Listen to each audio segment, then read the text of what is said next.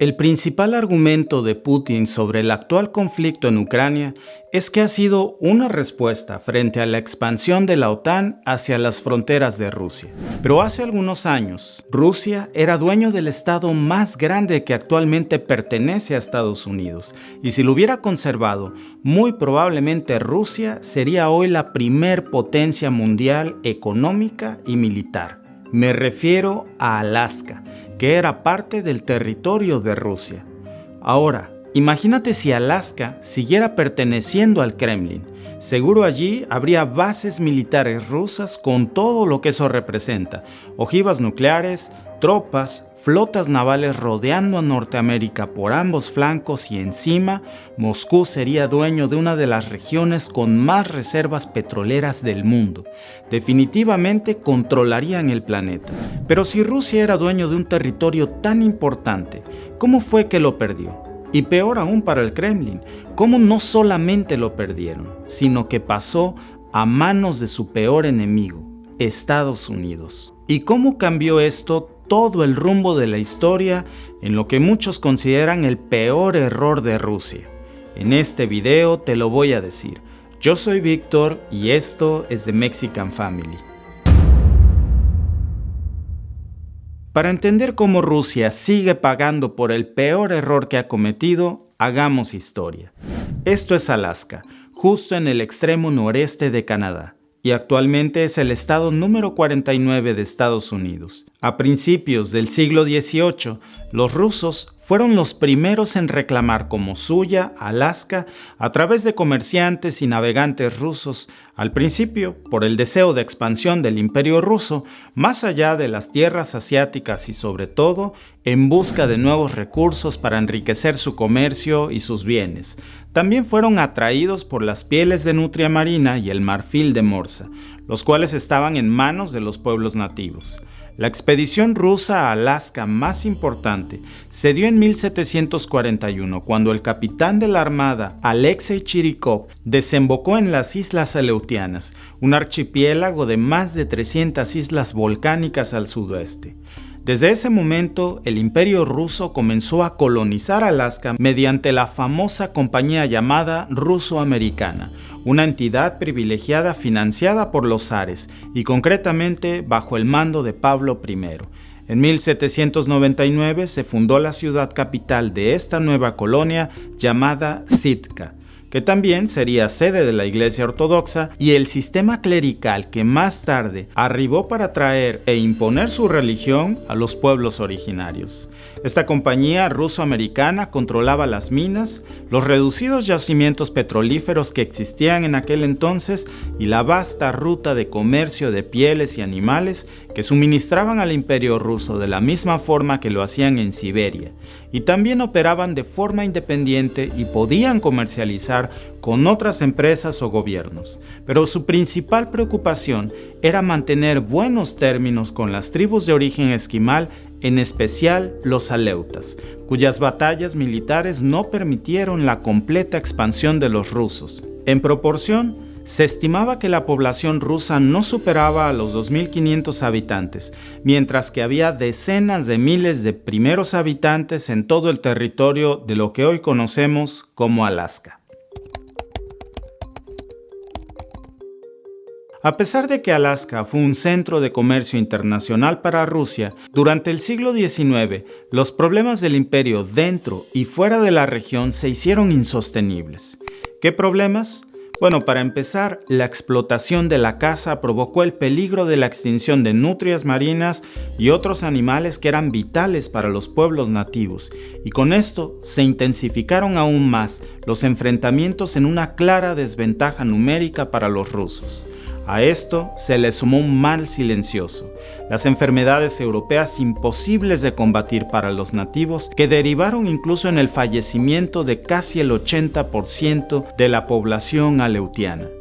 Aunque los zares sabían que en Alaska había petróleo, oro y otros minerales de gran valor, la cantidad de recursos que hacía falta para explotar, extraer, gestionar y trasladar esos bienes o comerciar con ellos desde varios puntos representaba una cantidad económica muy grande para la época tan difícil que Rusia vivía. Y es que Rusia acababa de perder la guerra de Crimea contra Reino Unido, Francia y Turquía, suponiendo un gasto militar y de fuerzas de combate enorme. Pero además la derrota rusa de extenderse más allá del Mar Negro y los conflictos con Reino Unido también tenían este enorme problema del otro lado de su territorio, que era esta compañía, la Compañía de la Bahía de Hudson, que fue fundada por el rey Carlos II para controlar el comercio de ríos y los arroyos de la región. Estaba posicionada justo en el sur de Alaska para arrebatarle el monopolio a los rusos, debilitándolos aún más. Y fue entonces cuando Rusia cometió el peor error geopolítico de su historia, por el que hasta el día de hoy sigue pagando. El Imperio ruso pensó que no le representaba ningún beneficio sostener el territorio que hoy conocemos como Alaska, principalmente porque estaban tan alejados de su capital que en esos años se encontraban en San Petersburgo, mientras que la compañía ruso-americana requería cada vez más y más de enormes subsidios para poder mantenerse a flote. Y fue entonces cuando Rusia consideró a Estados Unidos como una alternativa para resolver el problema de Alaska. ¿Pero por qué? La principal razón fue que en ese momento de la historia, Rusia acababa de perder una batalla con Reino Unido, a quien consideraba uno de sus principales enemigos, y por eso Rusia temía que a través de Canadá, que en ese entonces era una de sus colonias de Reino Unido, decidieran arrebatarle Alaska, y entonces ellos no iban a poder hacer nada. Y fue ese temor el que llevó al zar Alejandro II a tomar la decisión de vendérsela a Estados Unidos y así, al menos, sacarle algún provecho económico antes de perderla. La propuesta fue extendida en 1853 por el gobernador de Siberia, y es que, aunque no me lo creas, en ese momento Rusia veía a Estados Unidos como un aliado suyo en contra de los británicos. Y esa era una oportunidad única para que Reino Unido no pudiera coordinar ataques o extenderse a la zona ártica. Pero al mismo tiempo, Rusia veía que Estados Unidos seguiría expandiéndose tarde o temprano, como lo hizo con Nuevo México, Texas y Luisiana, de los que ya hemos hablado en otros videos, y por eso sabían que en algún momento la rebelión de Estados Unidos contra el Reino Unido llegaría, y ese fue el motivo perfecto para hacer negocios con ellos. Y cuando la guerra civil terminó en 1865, se cerró el trato. El 18 de marzo de 1867, el entonces zar de Rusia envió un ministro suyo a Estados Unidos y acordó con el secretario de Estado, William Seward, la venta del hasta entonces territorio ruso de Alaska para dárselo a Estados Unidos, firmando el tratado de cesión por un total de $7.2 millones de la época, lo que hoy serían un poco más de $100 millones, una cifra realmente insignificante si tomamos en cuenta que actualmente Alaska es el territorio o el estado más grande que posee Washington. Ese fue uno de los tratos más tontos que Rusia ha hecho en toda su historia, sobre todo por el precio, y en un momento te voy a explicar por qué. Desde entonces, cada último lunes de marzo se conoce como el Día de Seward por ser el principal promotor de este negocio que en su momento generó muchas dudas que incluso retrasaron su ratificación. Y es que muchos estadounidenses no veían con buenos ojos la compra de Alaska porque pensaban que Estados Unidos tampoco le iba a poder sacar provecho a la región con un clima tan hostil y alejado del resto de su territorio. Incluso llegaron a apodar a la cesión de Alaska como la locura de Seward o la nevera de Seward, al punto que después de la firma del presidente Andrew Johnson, el Senado de Estados Unidos, en su afán de oponerse, tardó hasta julio de ese año para pagarle a Rusia el poco dinero por el que le compraron Alaska. Pero a pesar de eso, la negociación y la posterior ceremonia de entrega realizada el 18 de octubre de 1867 en Sitka se dio en términos totalmente diplomáticos y cordiales. De hecho, en una escena que hoy parecería imposible de creer, los soldados rusos y los estadounidenses desfilaron juntos al tiempo que las banderas de ambos países se alzaron y ya siendo propiedad estadounidense, la entonces llamada América-Rusia cambió de nombre y pasó a llamarse desde entonces oficialmente Alaska, nombre que en la lengua aleutiana significa tierra grande o gran territorio. Pero no sería hasta años más tarde que Estados Unidos comenzó a aprovechar su potencial. Mientras tanto, los exploradores y tropas militares estadounidenses recorrían la región de la Nueva Alaska para establecer puestos de operaciones. En México hay una expresión para este tipo de negocios en donde alguien compra algo muy valioso por un precio ridículo. A esto le decimos matar víbora en viernes. Por cierto, ahora que acabamos de pasar el llamado Viernes Santo al momento en que estamos grabando este video, déjame robarte un minuto para explicarte por qué en México decimos mató víbora en viernes. El llamado Viernes Santo es un día donde los cristianos recuerdan la crucifixión de Jesucristo.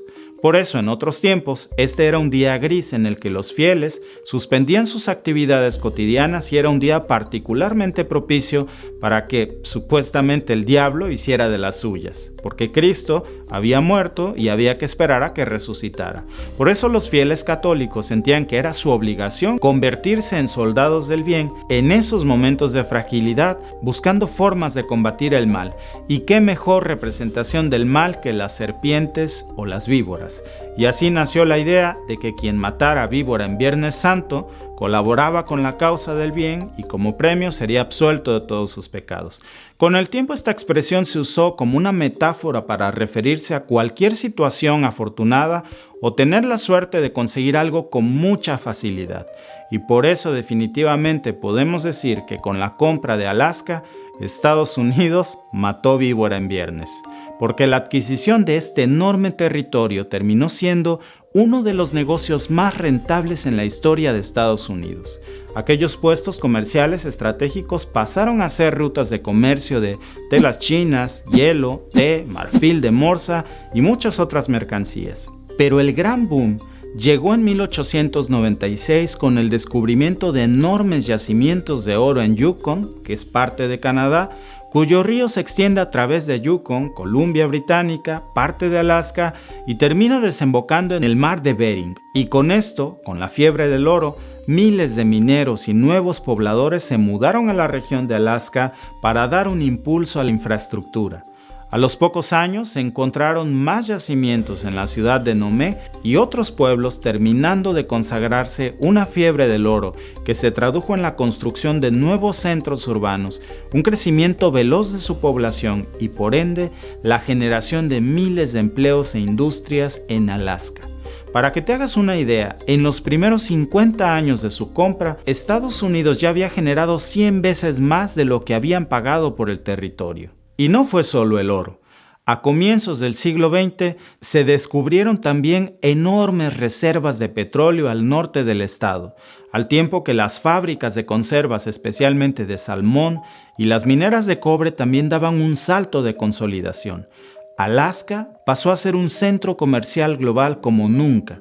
La industrialización también fue de mucha ayuda para que las minas y los puertos pudieran conectarse con la población y acelerar los traslados de mercancía, sobre todo en los negocios que dependían de los nativos del interior o del Ártico, como la pescadería y la piel de animales. Alaska finalmente se convirtió en un punto estratégico totalmente clave durante los conflictos bélicos como la Segunda Guerra Mundial o durante la propia Guerra Fría en contra de Rusia, principalmente porque su posición geopolítica facilitó mucho la movilización de tropas estadounidenses, aviones, buques, radares y demás artillería a los puntos más cercanos de la Unión Soviética. Y es justamente por el rol geopolítico que el territorio se incorporó oficialmente como el estado número 49 de Estados Unidos en 1959.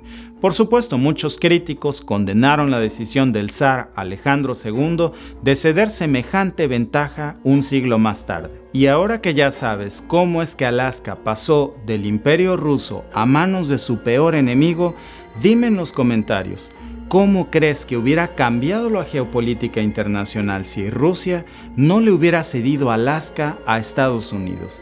Estaré leyendo tus comentarios y si te ha gustado este video, ayúdanos suscribiéndote al canal y regálanos un like para que más personas puedan ver nuestro contenido. Yo soy Víctor y te veo en el próximo video.